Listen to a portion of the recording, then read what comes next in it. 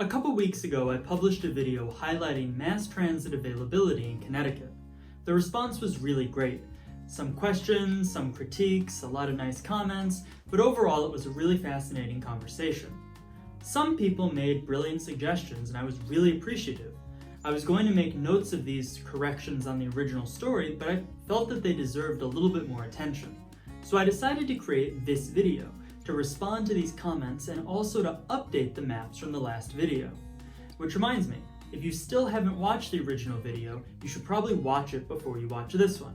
The link to it is in the description below. Let's start up front with some corrections. When talking about private bus routes, I marked that Salisbury has a Peter Pan bus stop. However, I meant to record that that stop is located in Canaan. Next up, I mistakenly left Branchville Station out of the list of stops on the New Haven line.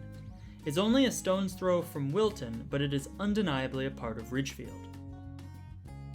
While we're talking about southwestern Connecticut, I originally listed Darien as having access to only 2 mass transit options, when in reality they have access to 3, buses from Connecticut Transit and Norwalk Transit District, as well as trains on the New Haven line. I also listed Prospect as having access to a Connecticut Transit bus route because of one stop on the route of bus 428.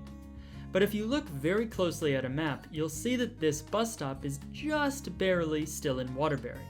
It's so close that the bus map itself makes its proximity to Prospect clear, but according to my own criteria, this still should not have counted. I also noticed while editing this video that Bethany was mistakenly listed as having bus access when it doesn't. Last up, let's swing over to southeastern Connecticut to the Chester Hadlyme Ferry. In the original video, I indicated that the ferry ran from Chester to East Haddam, because the Hadlyme North Historic District is within East Haddam. However, the ferry actually runs between Chester and the Hadlyme Ferry Historic District, which is really located in Lyme. First, I want to reiterate what I said in the original video. Virtually no display of information will be 100% perfect, and even the corrected maps are no exception. Just because mass transit is available in one part of town does not mean that everyone lives close enough for it to be useful, nor does it mean that every route will take everyone where they want to go. But to be clear, the scores listed here are not perfect. For example, a town with just one bus stop will receive the same score as a town with an entire bus route. For example, I listed Wolcott as having access to buses, and while that's 100% accurate, there's only one bus stop in town. That bus stop is in an industrial park, and buses do not frequently even go to that stop. The criteria for these maps are simple: the presence of mass transit options. They may not answer all questions about mass transit in the state, but they nevertheless shed light on whether it is available. A good part of why I did the original video in the first place was simply to bring awareness to the scope of mass transit in Connecticut. In seeking to do that, I feel like I achieved my goal. Now that we've taken care of that, let's talk about the Hartford line on Connecticut Rail. In the original video, my narration explained it as going from Hartford to New Haven. I was referring to the Hartford metro area, but some viewers found that unclear, given that the Hartford line also goes north to Windsor and Windsor Locks, as well as to Springfield, Massachusetts.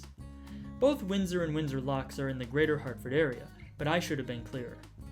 Last up, some viewers were curious why I chose to include ferries, specifically the Rocky Hill Glastonbury Ferry and the Chester Hadlyme Ferry. For people who don't use these ferries, they probably seem like historic leisure rides for tourists. But both ferries operate for half the year and both sell commuter tickets. These routes might not work for everyone, but that's true of almost all mass transit.